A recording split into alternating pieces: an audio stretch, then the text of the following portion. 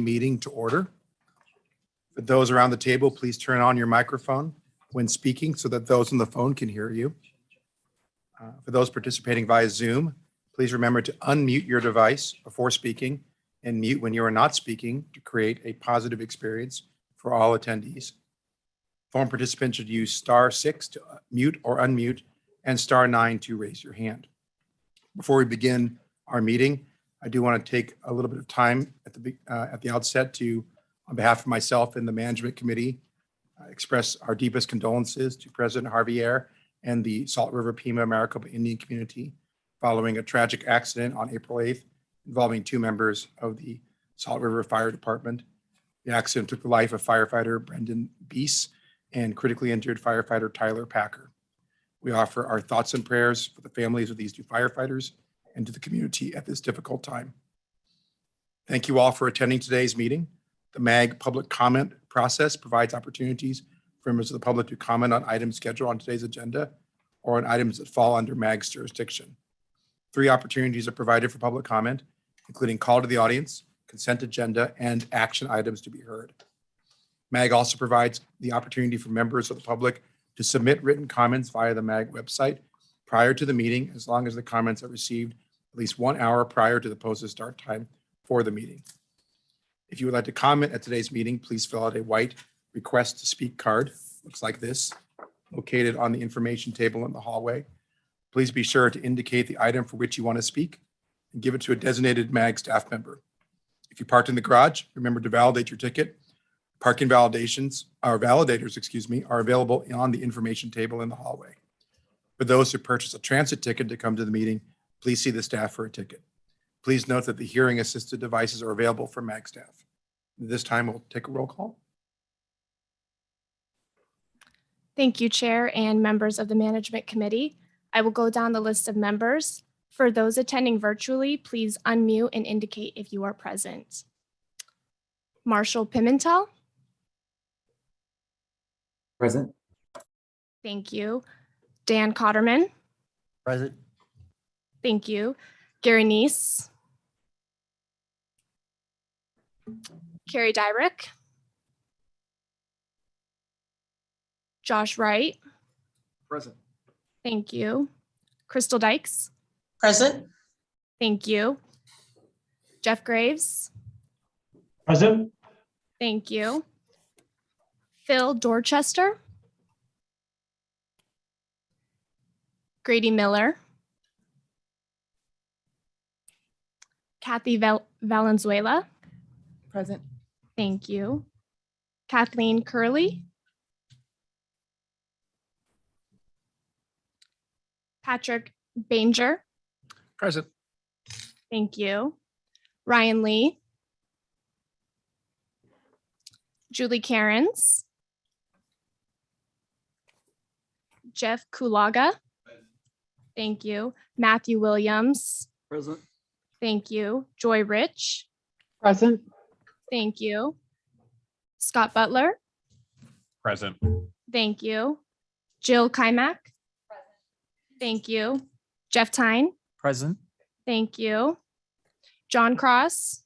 Present. Thank you. Alexis Tamaron Kinsey. Jennifer Jack. Present. Bill Murphy. Tracy Montgomery. Present. Thank you. Reyes Madrano. Present. Sorry. No worries. Thank you. Chief Les Brown. Jeanne Blackman. Here. Oh, thank you. Jody Rooney. Present. Thank you. And our chair is present. We have a quorum. Thank you. Thank you. Now we'll stand and recite the Pledge of Allegiance. Thank you. Pledge allegiance to the flag of the United States of America and to the republic for which it stands, one nation, under God, indivisible, with liberty and justice for all. Thank you. Our next item is a call to the audience. This is the opportunity for the public to comment on items that fall under MAG's jurisdiction that are not on the agenda or that are on the agenda for discussion and not for action. 15 minutes in total will be provided for the call to the audience agenda item unless the committee requests an exception. Members of the public who are attending in person may deliver comments from the lectern at the front of the room. You have up to 3 minutes to complete your comments. A timer is provided to assist you. When the light on the timer changes from green to yellow, you will have 1 minute remaining. And the light turns red, a buzzer will sound, meaning your allotted time has expired. I have in front of me one card, a request to speak, and that is from Diane Barker, who is present.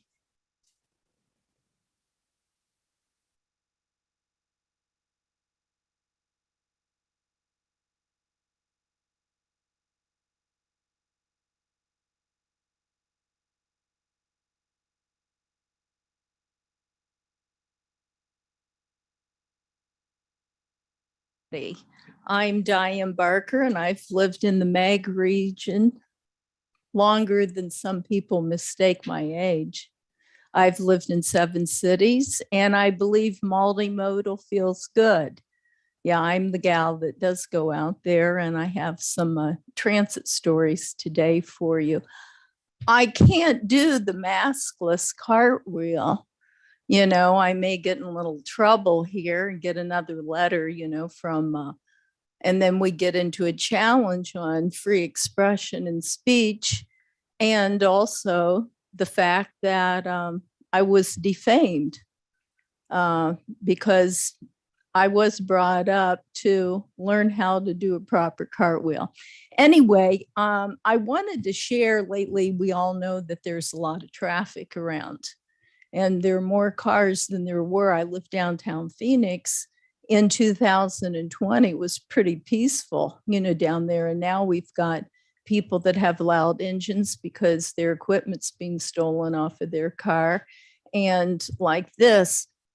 And the transit, it seems like we're getting more riders. I had an opportunity to ride with Stephen Gutierrez, who's in operations of transit. And the reason why he came, he wanted to see my device, which is a folding bicycle. It's a Dayhan, but it's imprinted with Ford on it because it fits into a hybrid car that they advertised for not only petrol, but electric. And I was being passed up in the last 6 months by bus drivers, not only Phoenix, but also down in Tempe.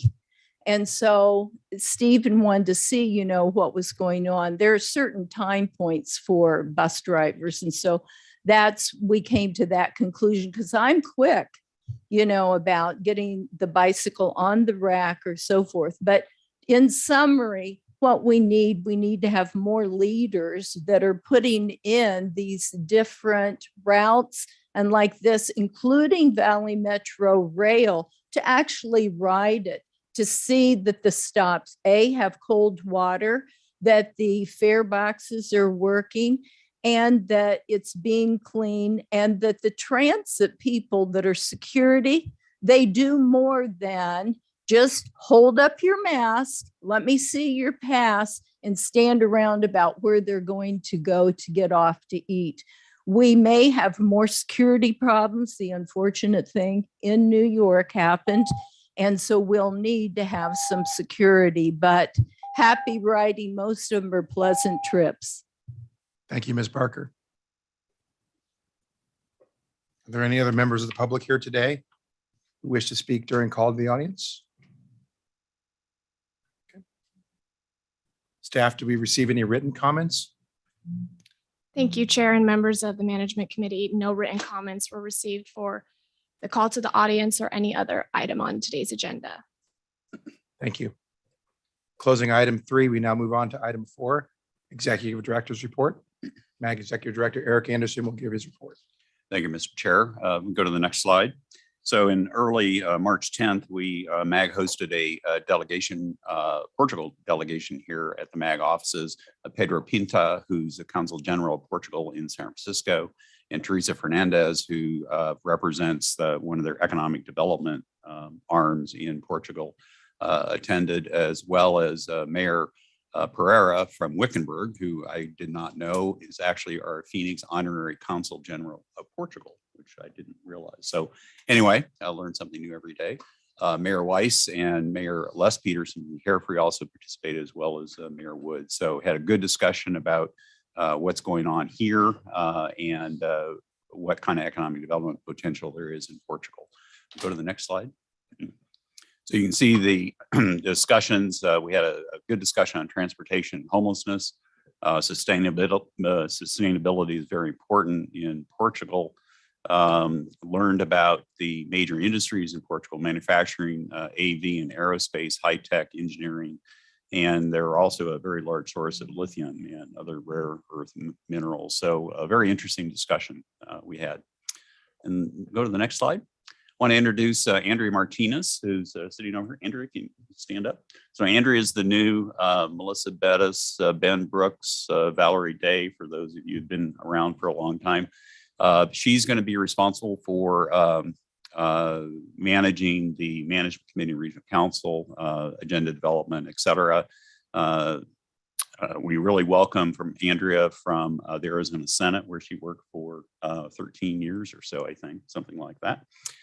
So she'll be my support arm too. And so if you need a meeting scheduled, she's the go-to person. So really pleased to have her join us. And I think she's going to be a wonderful addition to our team. So thank you, Andrea. That completes my report. Thank you. Thanks, Eric. Please contact Eric after the meeting if you have any questions. We now move on to item 5, which is the consent agenda. Items 5A through 5E are on the consent agenda today. Does any member of Management Committee have questions or request a presentation on any of these items? Okay, hearing none. Prior to approval of the consent agenda, do we have any members of the public who wish to comment on any items on consent? Please note that you will have 3 minutes total to comment on consent items. Please indicate on the white request to speak card which agenda item you will be addressing, and your comments must pertain to those items. Is there anyone present who would like to speak on items 5A through 5E? Okay, seeing none. Staff, have we received any written comments for any items on a consent agenda? Chair and members of the Management Committee, no written comments were received on this item. All right. Thank you. At this time, could I have a motion to approve the consent agenda? Is there a second? Second. Motion made by Mr. Wright, seconded by Mr. Tyne. At this time, are we going to do a voice vote and then also a roll call vote? Is that the plan? Okay. All in favor of people in the room, say aye. Aye. Any opposed? Okay. We will now conduct the roll call of members who are appearing virtually. Thank you, Chair and members of the Management Committee. I will go down the list of members of those appearing virtually. Please unmute and indicate how you vote. Marshall Pimentel. Aye. Thank you.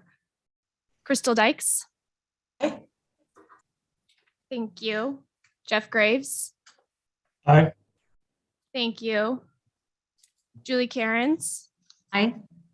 Thank you. Joy Rich. Aye.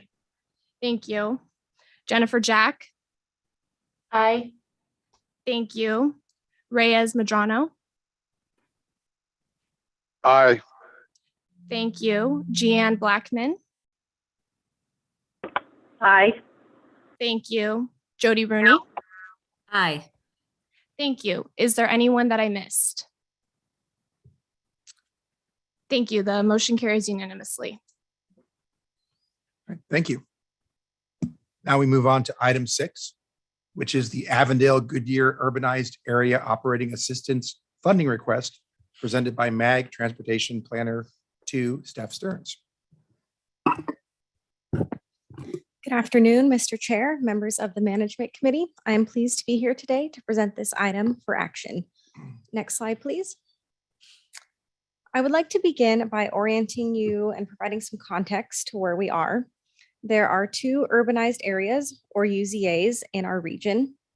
That is the Phoenix Mesa and Avondale Goodyear UZA. Federal transit funding is distributed on the basis of UZAs. And due to its size and designation as a small UZA, Avondale Goodyear has the ability to program federal transit funding to support transit operations. Next slide, please. The purpose of today's presentation is to request a total of $1 million in FTA funding to cover half the cost of a one-year microtransit pilot program in each city, Avondale and Goodyear. This request is consistent with the historic use of federal funds in the Avondale Goodyear UZA, which have been used to support Supergrid, Express Bus, Circulator, and paratransit service. It is also important to note that 2022 is the last year of funding eligibility for any transit operating due to changes from the 2020 census going into effect. Next slide, please. Beginning in 2023, we are anticipating a combination of the Phoenix Mesa and Avondale Goodyear UZAs into a single UZA. Funding dated 2022 and earlier is in a fund balance and can be used to support transit operations in the Avondale Goodyear UZA into the future until the funds are expended. This is because the funding change applies to the year that funds were apportioned and not the year that the funds are being spent. Next slide, please. There are three primary factors that have created the environment for microtransit. The first is the Avondale Goodyear Transit Study. Second is Goodyear and Tolleson's discontinuance in participation in funding the Zoom route. And third is the reconfiguration of the Zoom route itself. Next slide, please. Under the Avondale Goodyear Transit Study, microtransit was identified as a potential opportunity for the cities of Avondale and Goodyear to test the viability of a microtransit program. Next slide. Beginning in October of this year, Goodyear and Tolleson will discontinue participation in the Zoom. And rather than pick up the cost of that mileage, Avondale has elected to reconfigure the Zoom to operate in South Avondale only. Next slide, please. As a concept, microtransit operates much like transportation network companies such as Uber and Lyft. Riders use a smartphone app to request a ride. A uniquely branded vehicle will show up and pick them up and drop them off within a specified area. Next slide, please. In closing, I would like to emphasize that microtransit is an eligible use of FTA funds. This is a unique opportunity to pilot an innovative transit service option at a federally subsidized cost. And at the conclusion of their respective pilots, the cities of Avondale and Goodyear will independently determine program success and decide whether or not to continue funding microtransit 100% locally. Next slide, please. Mr. Chair and members of the Management Committee, that concludes my presentation. The action requested is on the slide for your reference, and I'm happy to take any questions. Thank you, Steph. Thank you. Are there any questions or comments from membership? Okay. All right, this item is on the agenda to recommend approval to the program Avondale Goodyear UZA Section 5307 Operating Assistance for a one-year microtransit pilot program. Prior to taking a vote, staff, do we have any speaker cards or any written comments? Chairs and members of the Management Committee, we did not receive any written comments on this item. Thank you. Could I have a motion to recommend approval? I recommend approval. Okay, thank you. Kaimak, motion, Mr. Cotterman, second. Can I have a voice vote there for it? In the room, that is. All in favor, say aye. Aye. Any opposed? Okay, we'll now take a roll call of those appearing virtually. Thank you, Chair and members of the Management Committee. I will now go down the list of members attending virtually. Please unmute and indicate how you vote. Marshall Pimentel. Aye. Thank you. Crystal Dykes. Aye. Thank you. Jeff Graves. Aye. Thank you. Julie Cairns. Aye. Thank you. Joy Rich. Aye. Thank you. Jennifer Jack. Aye. Thank you. Reyes Madrano. Aye. Thank you. Jeanne Blackman. Aye. Thank you. And Jody Rooney. Aye. Thank you. Is there anyone that I missed? Jeff Barton is an aye. Thank you. Anybody else? Okay, thank you. The motion carries unanimously. Thank you. Moving on to item 7. This is an update on Interstate 10 Loop 202 to State Route 387, the improvements presented by MAG Transportation Engineer Quinn Kiwi Castro. Good afternoon. Thank you. This item is on your agenda today for information and discussion. Next slide, please. So the MAG Regional Council approved the Momentum 2050 on December 1st, 2021. As part of the RTP, significant improvements to the 26-mile portion of I-10 between Loop 202 Santan and State Route 387 have been identified. This section of I-10 was constructed in the 1960s, and ADOT has been working to expand and modernize this facility over the last 20 years in response to significant growth in Maricopa, Pinal, and Pima counties. While the portion of I-10 between Casa Grande and Tucson was recently widened to 3 lanes in each direction, the section between Phoenix and Casa Grande has only 2 lanes and continues to experience heavy congestion.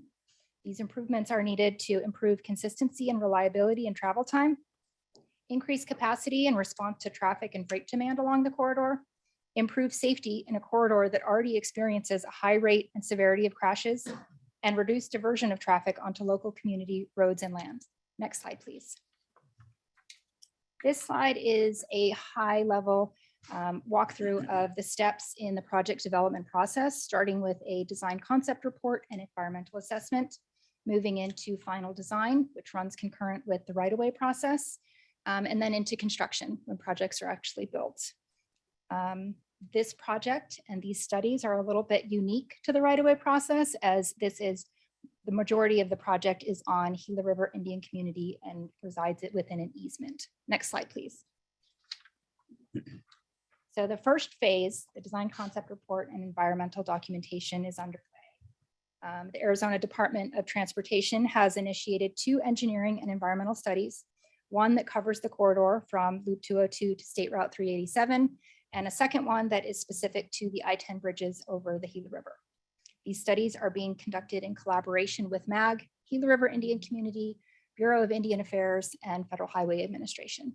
Next slide, please. The corridor study itself kicked off in the fall of 2019 with scoping.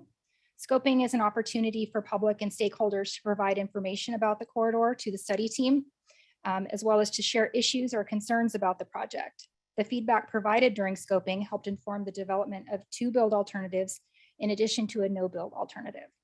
Both build alternatives would widen I-10 from 2 to 3 lanes in each direction and would include improvements to the existing interchanges and overcrossings of I-10. These 3 alternatives were presented to the public for comment in October of 2020.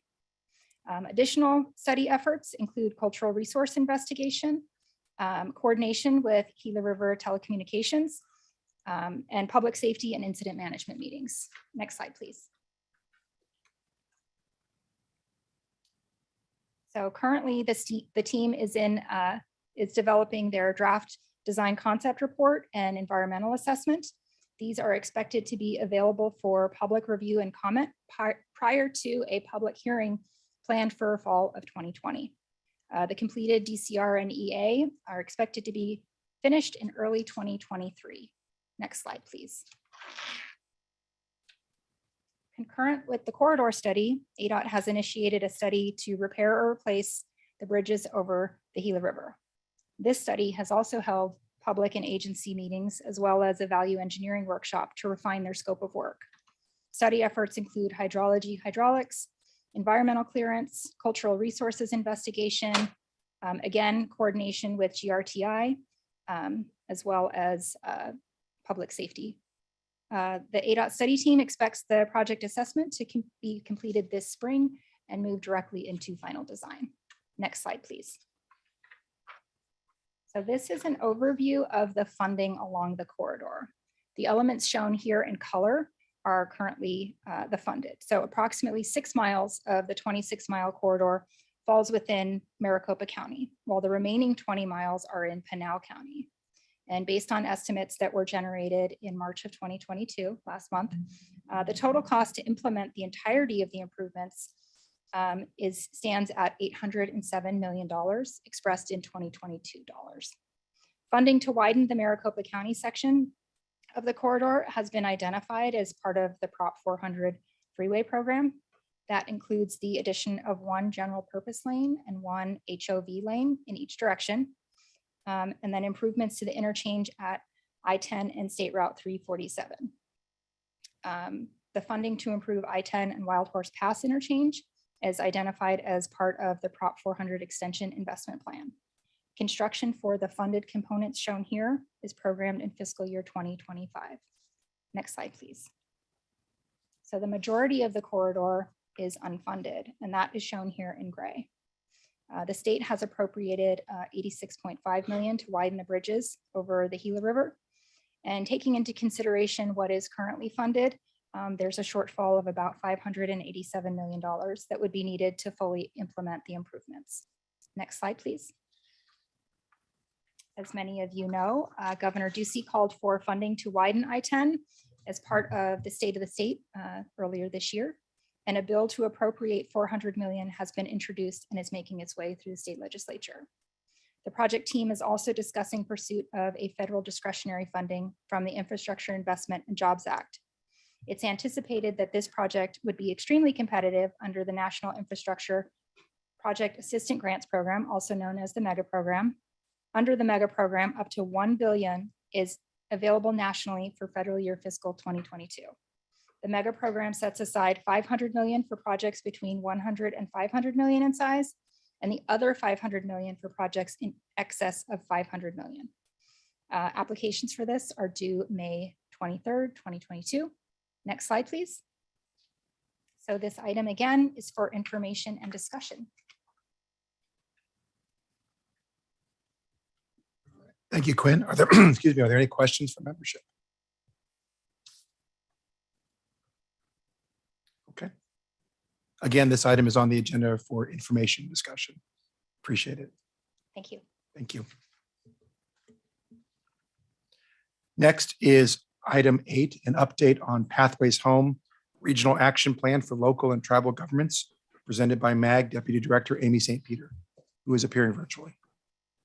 Thank you very much, Mr. Chairman and members of the committee, for this opportunity to provide an update on the progress made since your approval of the plan back in November.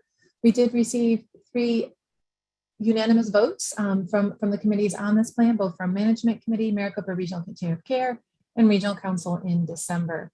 Since that plan was approved, we've made significant progress. Really thanks to you, our local and tribal governments, who are making significant investments to strengthen the regional response to homeless, aided by value partners like Valley of the Sun, United Way, Vilas Health Foundation, and others. Next slide, please. The purpose of this presentation today then is to offer information on the progress made and to invite your feedback in a few key areas. Next slide, please. We'll start off the presentation with a summary of progress made by action step. Next slide, please. Every one of the 14 activities contained within the Pathways Home Action Plan is well underway. Elements of this work will continue on an ongoing basis, and the next few slides will offer detail on the progress made in each of these areas. Next slide, please. We'd like to thank you for participating in these regional efforts. We have received the majority of the letters of commitment from our member agencies. You can see significant investments are being made right now to address homelessness in communities throughout the entire region, with more than $154 million dedicated to supporting the action steps of the plan, and either cash match or in-kind contributions. The nearly $340 million that you see there in other cash match reflects investments made to strengthen the regional response in ways that are beyond the action plan, but are nevertheless important to that homeless service delivery system. I'll be providing a bit more detail on the regional public education campaign in the slides that follow, and do want to call your attention to the Pathways Home Progress Snapshot. We have completely redesigned the pages on our MAG website regarding homelessness, thanks to our communications team, working closely with Katie Gentry from our Human Services team. We have added a dashboard so that you can track progress made on the action plan as the action steps are implemented. Next slide, please. Moving into that second action step then from the plan, we have actually not just achieved but exceeded the targets that we had for temporary housing and permanent supportive housing. We're very excited about this, and just about every single bed that's being implemented throughout the region, local governments and tribal governments are leading, if not supporting those beds. So we really play a key role in making housing available, and housing is needed more now than ever before, thanks to the rising housing costs and the increasing levels of homelessness throughout the region. So this is cause to celebrate. It's important to take a moment and to really acknowledge the great work that is underway. We do have an opportunity as well, which we'll address in just a few moments, regarding the possible reassessment of those targets to ensure that we continue working together.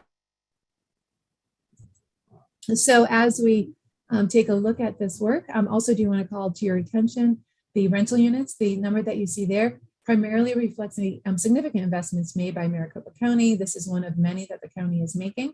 It also includes other efforts by local and tribal governments related to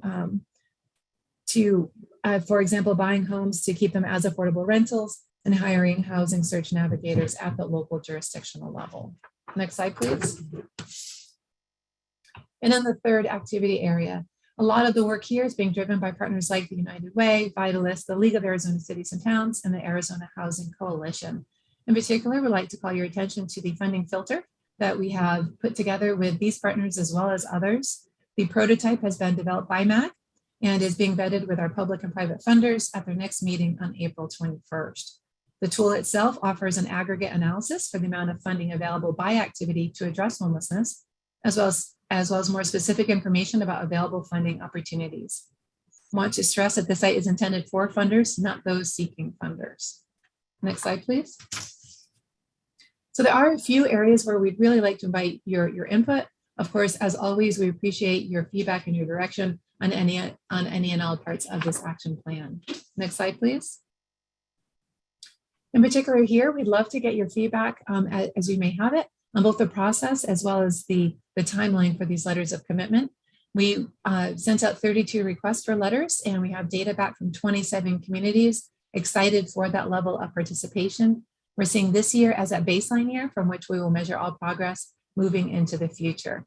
We're open to any feedback that you might have on this process as well as this timeline. We see this as an annual activity. Is there any feedback now? If not, we'll go to the next slide. And we'd also like to get your feedback, as you may have it, on the regional public education campaign. And here the request is for feedback on the sample ads, which we'll share in just one moment, as well as with a potential partnership with Home Matters to Arizona. So we've been meeting with your public information officers and your homeless contacts, and Kelly Taft and Nikki Stevens on our team have been helping to staff that process, but truly your staff have been shaping this public education campaign and the sample ads that you'll see in just a moment. We do have an opportunity perhaps to partner with Home Matters to Arizona. We have engaged with them in a few meetings to date, including with their consultant. We are a bit further along in our campaign because we have our creatives drafted already for review and further refinement pending your input as well as input from other stakeholders. Home Matters to Arizona is a bit further in the sense that they have their consultant Alex Avelina already under contract. So the two campaigns do align very well. We are engaging in further dialogue to ensure that the scope, budget, and timeline do align in the way that we anticipate, to make any changes that might be needed. Do you want to call your attention to one point on that? Working with Home Matters to Arizona would be a more efficient use of resources and would help to align messaging. It may also incur a possible delay. So we're looking at a possible delay of 2 to 3 months on our timeline so that we can align with their timeline, and just want to make sure that there's appetite for that level of flexibility. Do also want to thank Paradise Valley and Fountain Hills for offering to contribute funds to this regional campaign. We did issue a request for information from vendors, and we're able to receive feedback on a variety of funding levels. And our recommendation is to have as a target a funding level of $100,000. The majority of that would be dedicated to media buys. Next slide, please. We're going to click through these sample ads. There are a number of them, but just want to get them in front of you. You do have this PowerPoint both on the MAG website, and we're happy to follow up with you. The goal of this campaign then is to humanize the need for affordable housing and to build support among likely voters. We're developing metrics to measure the impact of the campaign in achieving these goals.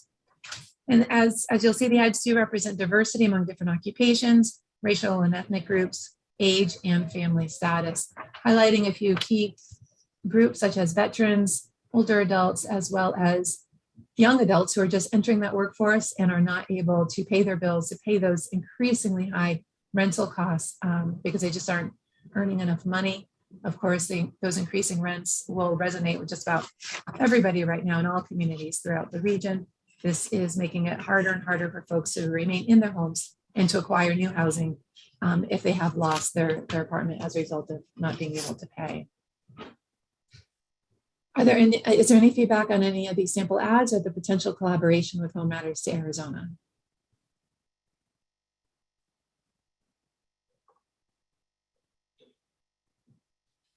Looks good. Thank you. Great. Thank you, Mr. Chairman. Next slide, please. The third area then for your input would be the reassessment of those housing targets. While we very much want to celebrate the great investments that have already been made, we do acknowledge that adding additional housing units will be harder to fund, principally because a lot of the funding that is available has already been dedicated to those housing units, both planned as well as underway. Of course, siting new housing units is always a challenge as well.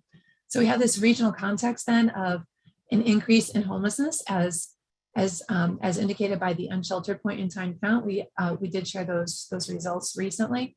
The sheltered point in time count results are still underway. We're waiting to hear back from just a few shelters who do not directly receive funds from the U.S. Department of Housing and Urban Development. While we don't use the point in time data to calculate the number of beds needed in the analysis of the system flow data, it does provide some additional context throughout the region.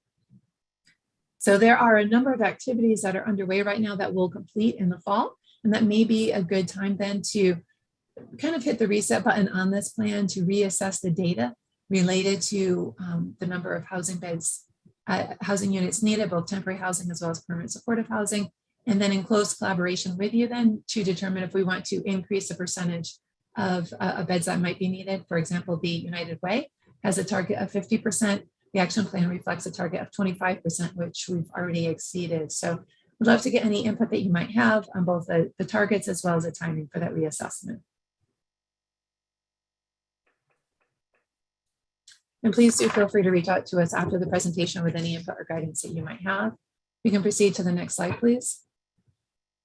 And then the fourth and final area then for your input, keeping in mind that we encourage and deeply appreciate your input on any part of the action plan at any period.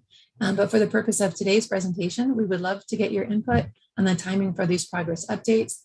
Right now, according to the Pathways Home Plan, we are scheduled to provide presentations like this on a quarterly basis. This is the first presentation in that schedule. Do keep in mind that we are updating your staff on a monthly basis, and you can always access our MAG website to see the most current updates available there in terms of progress being made. If you would like us to offer these updates on a more frequent or less frequent basis, please do let us know and we'd be happy to adjust our schedule. Any questions or comments on this slide? Comments? Okay, thank you, Mr. Chairman. Next slide, please. We do have a bit of additional information then about the next steps to keep you fully informed and engaged in these regional efforts. Next slide, please. These are the upcoming meetings and as the work continues to fully implement Pathways Home in close collaboration with you. You and your staff are welcome to attend any and all of these. Just want to emphasize how important it is for the local and tribal governments to be involved in these processes. The best regional plans are derived from and speak to the priorities of local communities. So we do appreciate your active participation and recognize that your staff have limited time, and we appreciate any time that they can give to these efforts. Next slide, please. And finally, we'd like to thank you for your continued support and for your time today. If you have questions or feedback about any aspect of this work, please do let us know. Katie Gentry on our team is available for questions and is leading these efforts internally in close partnership with others throughout the agency and throughout the region, our closest partners being you as our local and tribal governments. That concludes my presentation for today. I'm available for any questions or comments that you might have. Thank you. Thank you, Amy. Are there any questions from membership? Yes, go ahead. Yeah, thank you, Mr. Chair. Just to address Amy's question, though, about the look ahead as far as goals and percentages, since we've already blown past some of those initial goals that we had, that's a real testament to everyone, all the communities around the table, and to MAG staff for making that happen. I know, at least my elected official, I think many of ours would like to see the region continue to be aggressive in tracking these numbers and doing everything we can. So, Amy, to answer your question, I definitely think from Mesa's standpoint, we would like to see those numbers reevaluated. I don't know if it's the 50% that you mentioned from the United Way or something in between. That's where your and your staff's expertise would be helpful. But I do think since we've already met those goals in just a short period of time, that some kind of adjustment to that is warranted. So thank you, Mr. Chair. Mr. Chairman, Mr. Butler, and members of the committee, thank you very much for that guidance. We'll be happy to reassess the data and to circle back with the committee about any potential increases there. Mr. Chair, yes, go ahead. Amy, this is Ryan Lee with Glendale. One thing that we've discussed internally is that a lot of monies come from the federal government through the COVID pandemic. And so we've been able to accelerate a lot of our goals. How do you and your staff analyze the goals for the next couple of years without the guarantee of increase in federal funding? Mr. Chairman, Mr. Lee, members of the committee, thank you for that question. While we certainly can continue to be aggressive in the targets that we set, we do need to be, we do need to keep in mind that funding is still very limited and will be even more limited moving into the future. I do think that the funding filter that's been developed will help us with that assessment. That will be a great central repository for funding that is available to address homeless needs and programs. And so we'll be using a combination of different data sources as well, and including that funding filter to ascertain if we do have enough funding to meet those housing targets as they increase.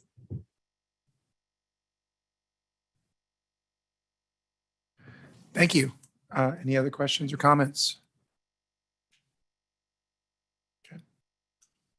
Hearing none, this item is on the agenda for information and discussion. We appreciate it. Thank you. Thank you, Mr. Chairman. Moving on to item 9 is a legislative update. MAG Policy and Government Relations Director Nathan Pryor will give this report. Great. Thank you, Mr. Chairman, members of the committee. Next slide, please. So since the management committee last met, we have seen action, some progress, positive news to report on our bill efforts regarding the extension of the half-cent sales tax for transportation in Maricopa County, pointing your attention to Senate Bill 1356 on March 16. That did pass on the Senate floor 21-9.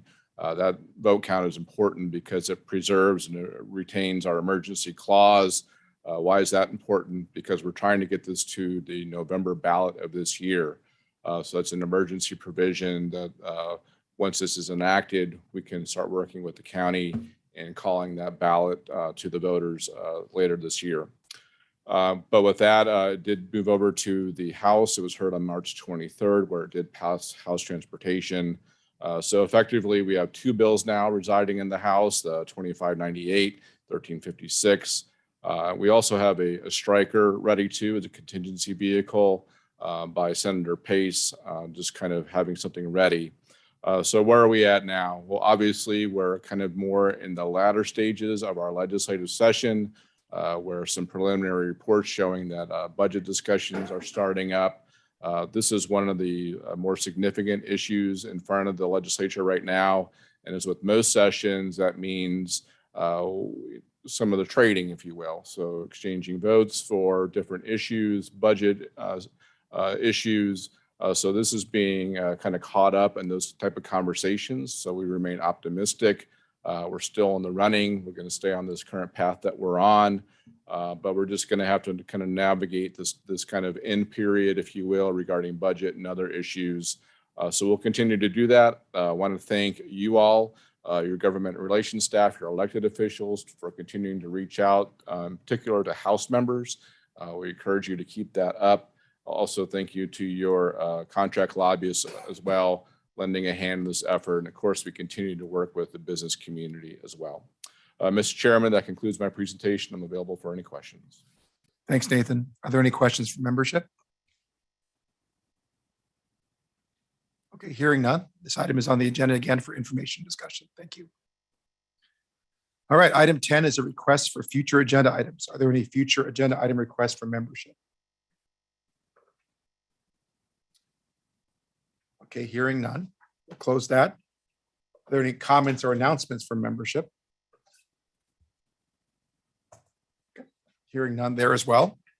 Business is now concluded and this meeting is adjourned. Thank you, everyone.